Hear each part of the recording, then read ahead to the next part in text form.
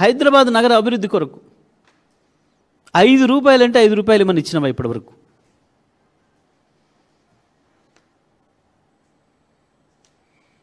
Hyderabad brand ఇమేజ్ను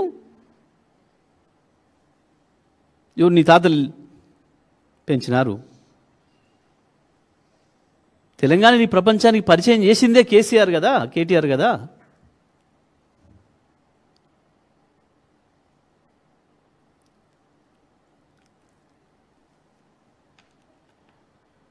నిజమే, తప్పకుండా నీ కేసీఆర్ 10 ఏళ్ల పాలనకి నీ 2 ఏళ్ల పాలనకే రెఫరెండం అని చెప్పాల్సింది నువ్వు ఒక్క సభలో. నన్ను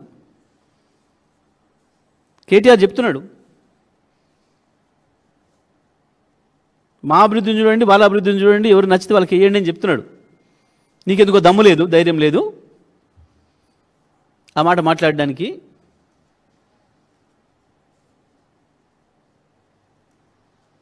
ఇది నేను చేసిన పని, ఇది ఒక్కటి అని చెప్పి చూపించగలుగుతావా?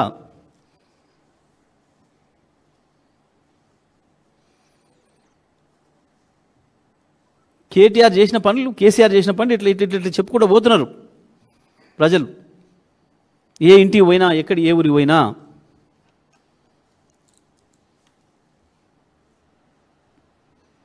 ఇంకా బుద్ధి లేకుండా 24 గంటల కరెంట్ ఇచ్చినట్టు వీళ్ళు హైదరాబాద్కు అందుకనే బ్రాండ్ ఇమేజ్ పెరిగిందంట. నవ్వుకుంటారని సోయినే ఉండాలి కదా.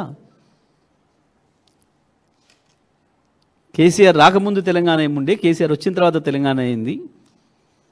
చీకట్ల నుంచి వెలుగులోకి ఎట్లా వచ్చింది తెలంగాణ? నిజమే, 2009 నుంచి 4 నుంచి 14 చాలా స్వర్ణయుగం. దేనికి? శ్మశానాలకి.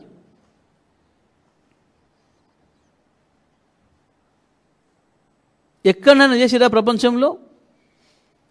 పారిశ్రామికవేత్తలే స్వయంగా ధర్నాలు చేసిన ఏకైక సందర్భం ప్రపంచ చరిత్రలో మొదటిసారి హైదరాబాద్లోనే జరిగింది. నువ్వు ఇలా గొప్పగా ఓడుతున్నా నీ కాంగ్రెస్ పాలనలో.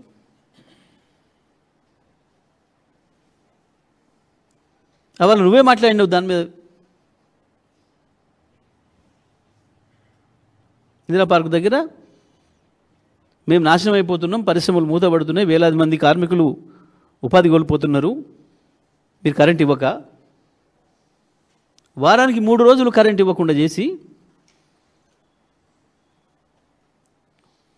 రైతాంగాన్ని, వ్యవసాయ రంగాన్ని నాశనం చేసి, పారిశ్రామిక రంగాన్ని నాశనం చేసి, ప్రజలను వలస బతుకుల పాలు చేసి, ఆకలి చావులకు గురయ్యేటట్టు చేసి, ఎవరి కాలంలో చచ్చిపోయారు? సిరిసిల్ల చేనేత కార్మికులు, పోచంపల్లి చేనేత కార్మికులు, గద్వాల చేనేత కార్మికులు.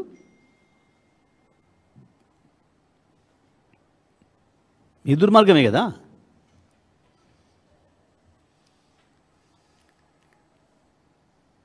ఇన్నిటికి కారణమై లెక్క తీద్దాం.